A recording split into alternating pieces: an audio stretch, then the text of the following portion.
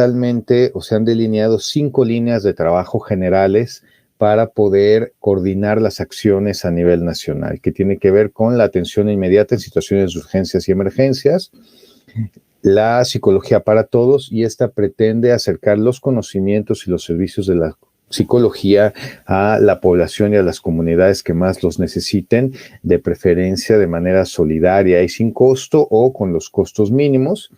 Atención y acompañamiento psicosocial a víctimas, y esto es empezar a generar los dispositivos, los modelos teóricos, las perspectivas técnicas que nos permitan implementar procesos de atención y acompañamiento a víctimas de distintos delitos de alto impacto que no cuenten con los recursos para pagar un acompañante profesional, o con víctimas de violaciones a derechos humanos.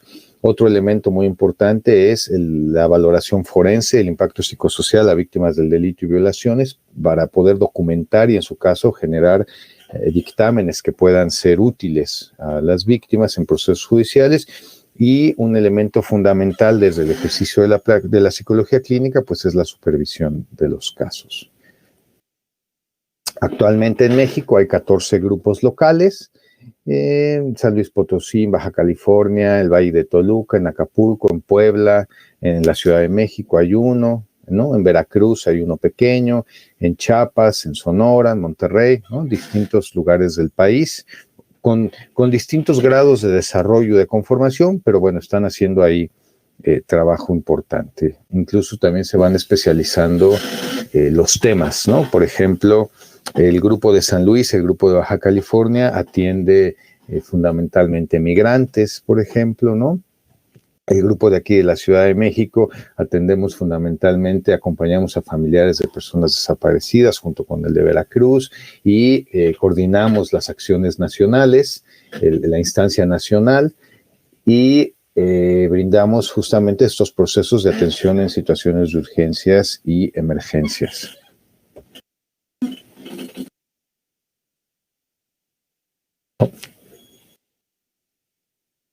Bueno, ¿qué pasó ahora durante el COVID? Y esto es algo muy importante. Finalmente, nosotros venimos dando seguimiento a la noticia desde que empezó a surgir el virus en China, ¿no? Cuando se empezaron a establecer las primeras condiciones de aislamiento social, cuando se dieron las primeras condiciones, cuando llegó a Europa, a España, a Italia, cómo se empezaron a dar los periodos de cuarentena. Empezamos, por ejemplo, a ver ahí, a poner atención a los efectos psicológicos del aislamiento en China, en Italia, en España, ¿no? Lo que pasaba en Europa. Nos dimos cuenta, empezamos a notar la alta prevalencia de síntomas de estrés, de ansiedad, depresión, el incremento de los sentimientos de suicidio. Los colegas de España nos compartían la información, los compañeros de Italia también, ¿no?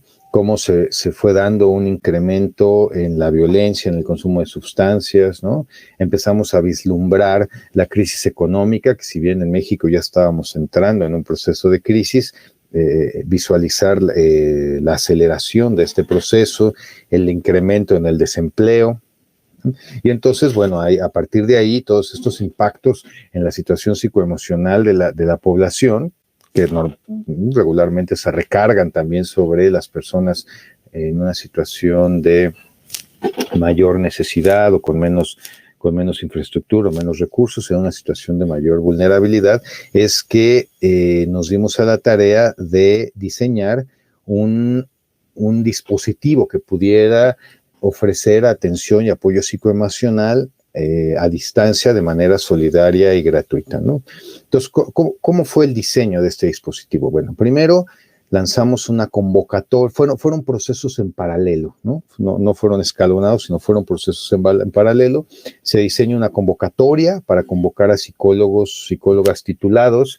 ¿Por qué titulados? Hubo muchas personas que pasantes o estudiantes avanzados que nos pidieron participar, pero en este caso, dada la magnitud del evento, dada la naturaleza de las manifestaciones psicológicas que podríamos enfrentar, los riesgos suicidas, los riesgos de violencia, y dada la dificultad para realizar las supervisiones en sitio, ¿no? A diferencia en el sismo, se estableció que fueran psicólogos y solamente psicólogos titulados los que participaran.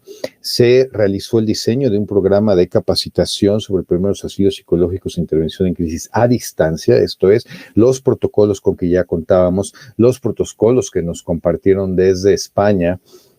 Fundamentalmente hicimos una adaptación, una tropicalización a la situación mexicana y tomando la experiencia del programa de intervención en crisis de la UNAM y del call center de la Facultad de Psicología de la UNAM, es que desarrollamos este modelo de capacitación para poder brindar atención telefónica, ¿no? Paralelamente realizamos una búsqueda de distintos servicios de atención telefónica, se contrató un primer servicio de telefonía y se comenzó el diseño de un dispositivo de supervisión de casos clínicos para los operadores atendientes.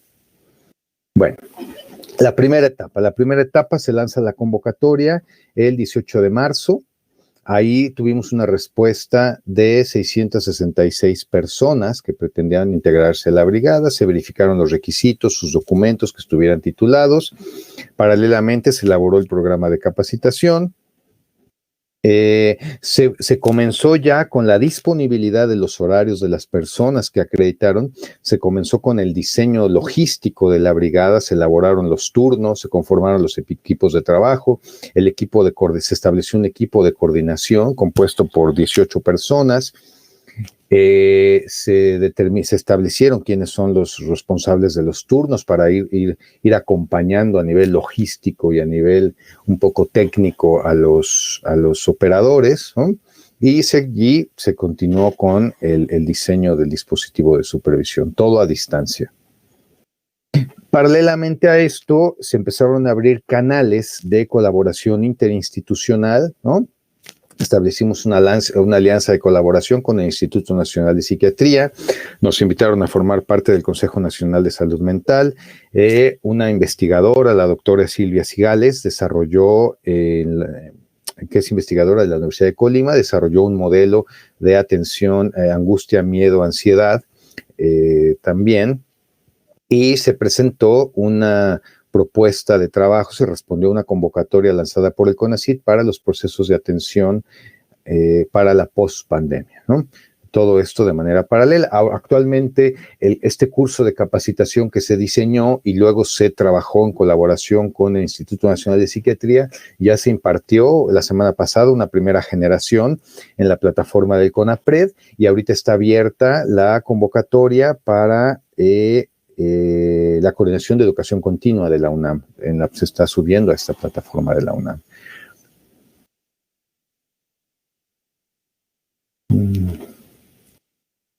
Bueno, ¿cuáles fueron los fundamentos sobre los que se trabajó la capacitación y sobre los que está operando actualmente la brigada? Primero, tener muy claro el contexto actualizado de la pandemia a nivel internacional y a nivel nacional, porque, bueno, esperamos que este fuera uno de los primeros motivos de consulta. Luego se hizo una homologación de miradas teóricas, ¿no?, sobre el concepto de crisis, el concepto de emergencia, el concepto de cuarentena, las perspectivas sobre duelo, sobre pérdida, perspectivas sobre lo que sería la atención en línea, ¿no?, y la actualización de directorios, los procesos de canalización, ¿no?, los primeros auxilios psicológicos, la intervención en crisis, técnicas específicas para el manejo de síntomas de ansiedad, angustia, depresión a distancia, ¿no? Y se puso un énfasis sumamente especial en los procesos de autocuidado, porque a diferencia de otros fenómenos en los que se atendería una situación de emergencia, donde, no sé, una inundación o un accidente, si bien se tienen que seguir los principios del autocuidado, el respondiente, el brigadista, no está inmerso en ese fenómeno y entonces se retira y puede hacer todo el proceso de descarga emocional, de proceso cognitivo y de retirarse a descansar. En este caso muy particular, pues todos estamos inmersos en el fenómeno y entonces es muy importante diseñar que el diseño operativo de la brigada vigila con mucho cuidado el proceso de autocuidado de los operadores y de todos los miembros del equipo. Bueno, ¿cuáles han sido los resultados de la primera etapa de la brigada? Esta se cerró el 26 de abril del presente año. Iniciamos con 109 operadores de los 466 ya capacitados, entrenados. Se trabajaban 4 turnos diarios, de lunes a domingo, de 8 a 11, de 11 a 2, de 2 a 5 y de 5 a 8. En este periodo, hasta el 7 de mayo, entraron aproximadamente 800 llamadas. Ahorita ya estamos rebasando las 1,500 llamadas, más o menos. El 78.5 de estas llamadas han sido intervenciones en crisis. Rápidamente. Por ejemplo, las personas normalmente se enteran por recomendaciones de conocidos, por medios de comunicación. Tuvimos una presencia significativa en distintos medios de comunicación, en el Canal 11, en el Canal 22, en TV UNAM, en Radio UNAM. Salieron algunas notas en Radio Fórmula, en el Heraldo de México, ¿no? Y bueno, por mensajes de grupos de WhatsApp y redes sociales. El motivo de la llamada, casi el 80%, intervenciones en crisis, y poquito menos del 10% fueron urgencias, esto es, o llamadas por riesgo suicida o llamadas por violencia familiar. Y cerca del 20%, 19%, llamadas solicitando información, esto es, donde había hospitales COVID, donde se podía cobrar una pensión, si algún supermercado en una zona específica estaba abierto, brindando servicios, ¿no? Y ahí, bueno, ya se busca la información, se corrobora la información junto con el responsable de turno y se le devuelve la información al solicitante del servicio.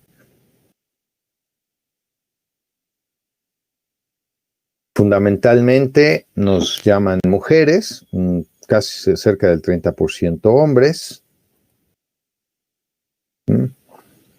La mayoría aquí hay muchísimo abanico de llamadas, ¿no? De la profesión de las personas, pequeños comerciantes, ¿no? Trabajadores para alguna empresa, trabajadores en el hogar, ¿no? Algunos estudiantes, docentes, ¿no? Llamadas pequeñas de trabajadores de la salud.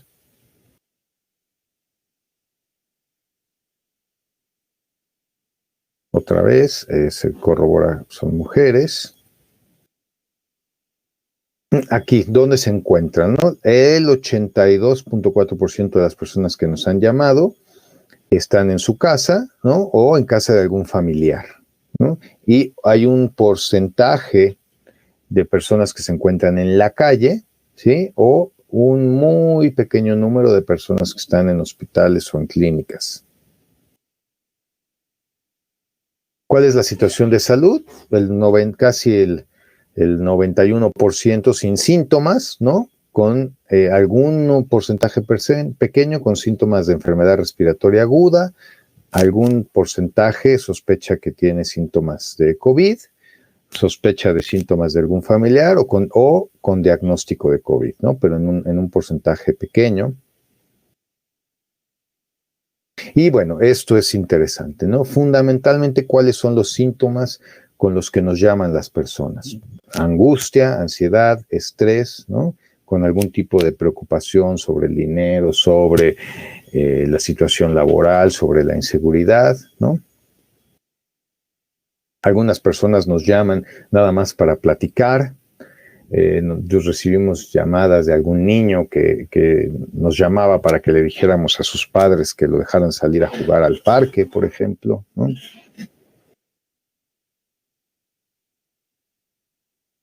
Situación económica, en general, aquí, por ejemplo, el 19.5 nos llama sin ingresos.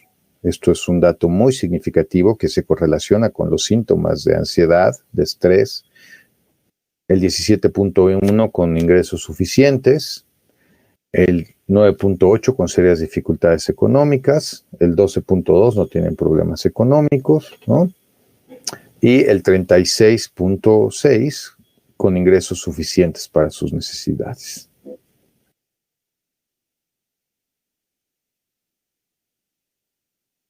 El nivel de aislamiento, en general, la mitad de las personas que nos llaman se encuentran aislados y solo salen si hace falta comida y limitan el contacto de manera muy estricta, ¿no? Hay un porcentaje, cerca del 9.1% siguen haciendo su vida normal, ¿no? Y el 13.6% están en cuarentena total, ¿no? Mientras que el otro 13.6% toman medidas de precaución. Este dato es muy interesante porque nos habla de la percepción sobre cómo los ha afectado la pandemia, ¿no? Y podemos ver que la varianza de las personas que nos han llamado sienten perciben que los ha afectado de manera significativa, ¿no? El 1 es ninguna afectación, el 10 es la máxima afectación, y bueno, pues la mayoría se encuentran del 5 hacia el 10, ¿no? Y la mayoría hacia el 8. Trabajadores de salud, el 95.3% no son trabajadores de la salud. Preocupación por la situación económica, la mitad.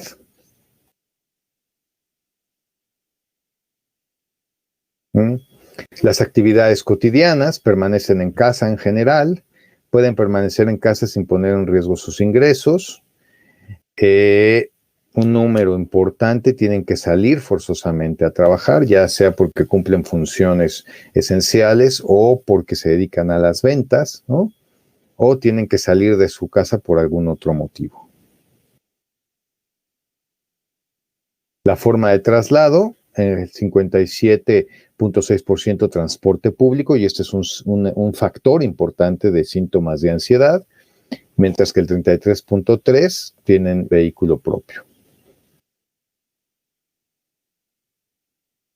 El tiempo en el que se han realizado las intervenciones, el 40%, cerca de 30 minutos aproximadamente, un porcentaje más pequeño, menos del 10%, cerca de 45 minutos, y el 24%, alrededor de 15 minutos. Entonces han sido intervenciones muy puntuales como lo establece el protocolo.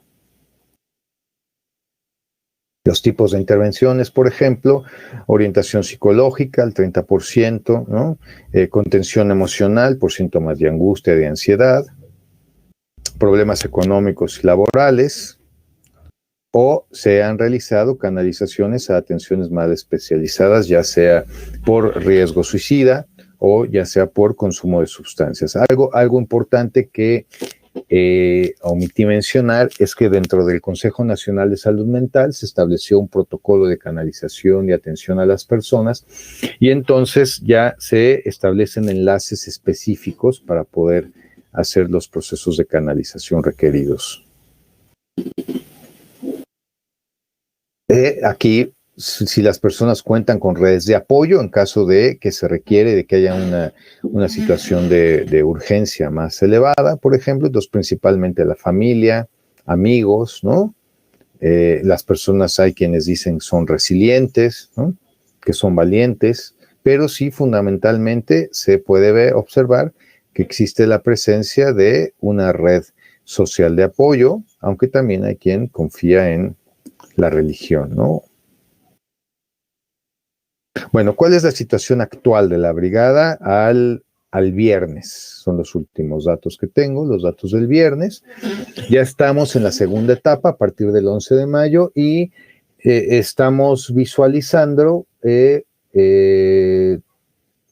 establecer el proceso de cierre hacia el 30 de junio o la primera quincena de julio de este dispositivo como tal, porque también pues muchas personas ya van a regresar a sus actividades cotidianas. Actualmente, hasta el viernes teníamos 208 operadores. ¿Por qué? Porque se abrió una segunda etapa, se hizo un segundo reclutamiento de operadores, se lanzó una nueva convocatoria. A partir de esta se registraron 175 personas ya con datos corroborados, ¿no? Ya con sus perfiles, con sus títulos, cédula profesional y todo.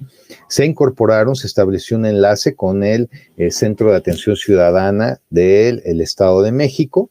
Se abrió un segundo curso de capacitación y a partir de se incorporaron al servicio 99 operadores, junto con los 109 que ya teníamos. Actualmente, hasta el viernes había 208. ¿Qué es lo que está pasando actualmente esta semana? Los operadores que trabajaron durante la primera etapa ya hicieron un proceso de cierre, se van a ir a descansar por un principio de autocuidado y se van a quedar trabajando solamente los 99 operadores de la segunda generación. Los operadores de la primera etapa van a seguir trabajando con grupos de supervisión clínica.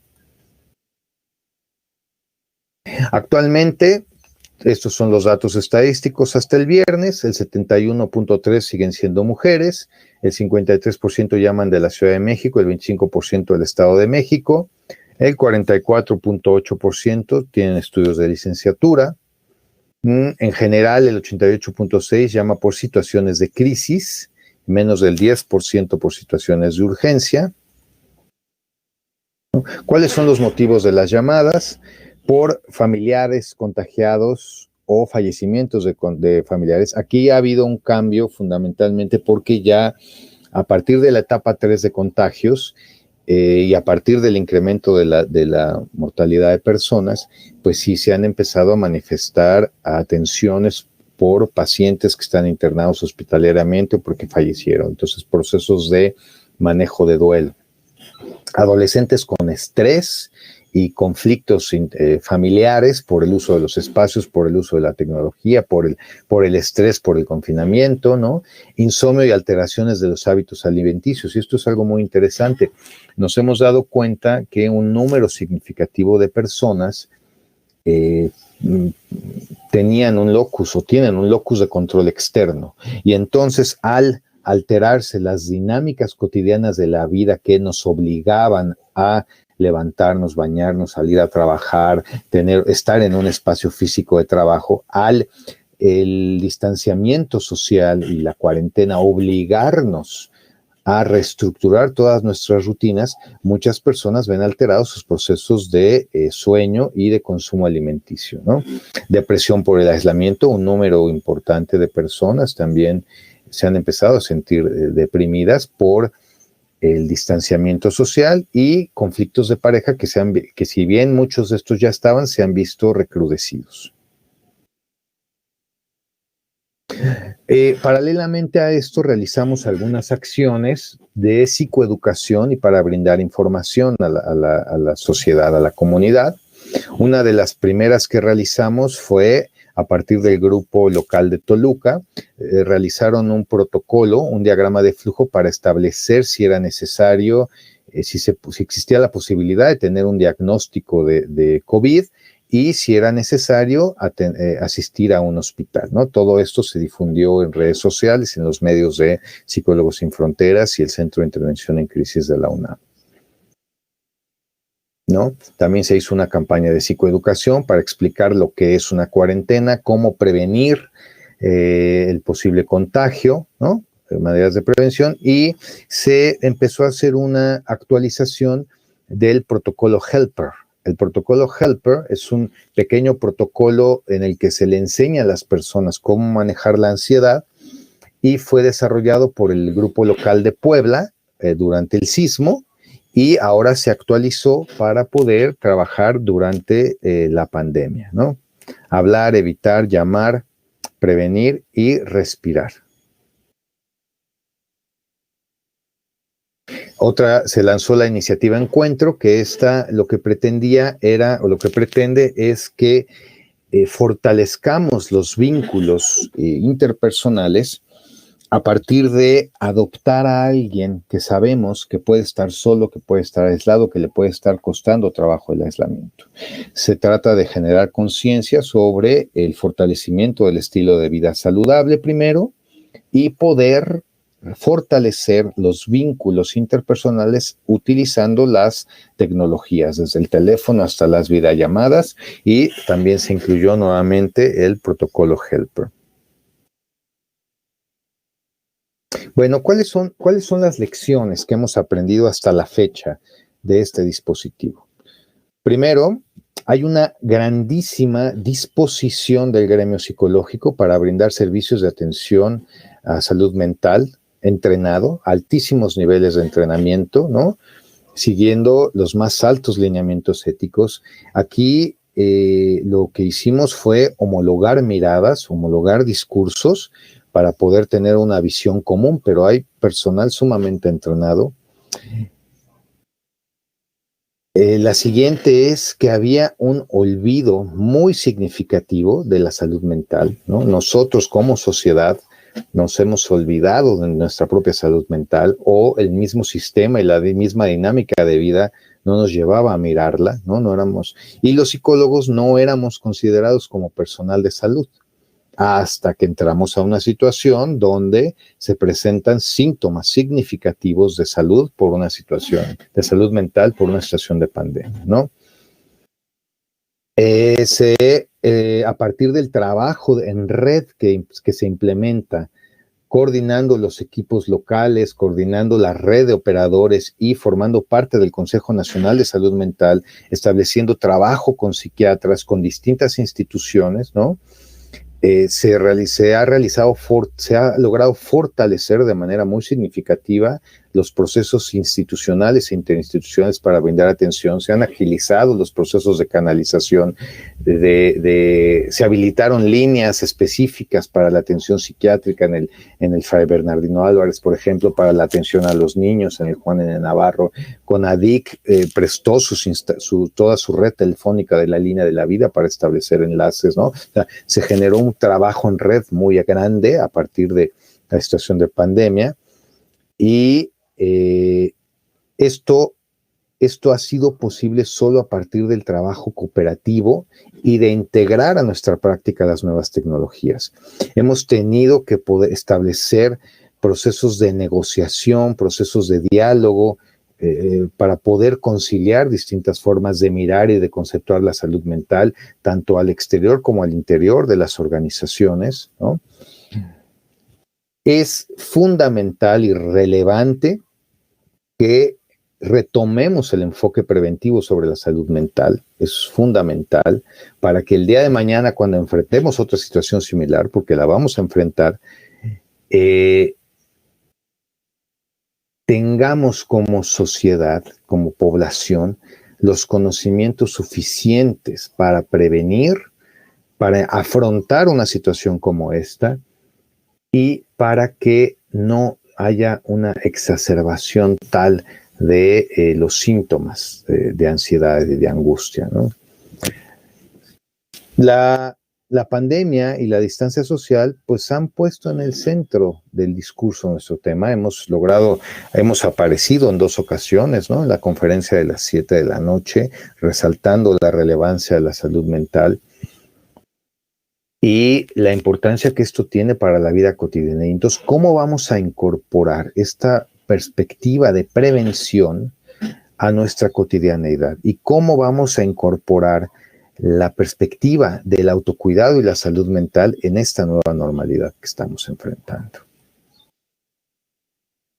Estas son unas imágenes de la conmemoración del Día del Psicólogo, ahora del 20 de mayo, con todos los miembros de la brigada, el equipo coordinador, el equipo de operadores, ¿no? Y fue sumamente emotivo este evento de diálogo, de intercambio.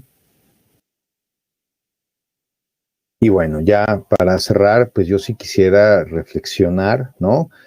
Que a menos que alguien como tú se interese, pues nada va a mejorar jamás, ¿no? Como dijo el doctor Seuss, ¿no? Como lo dijo el Lorax, a menos que, ¿no? A menos que. Y bueno, pues muchísimas gracias. Aquí termino mi intervención. No sé si quisieran preguntar algo, compartir algo. Estoy a sus órdenes.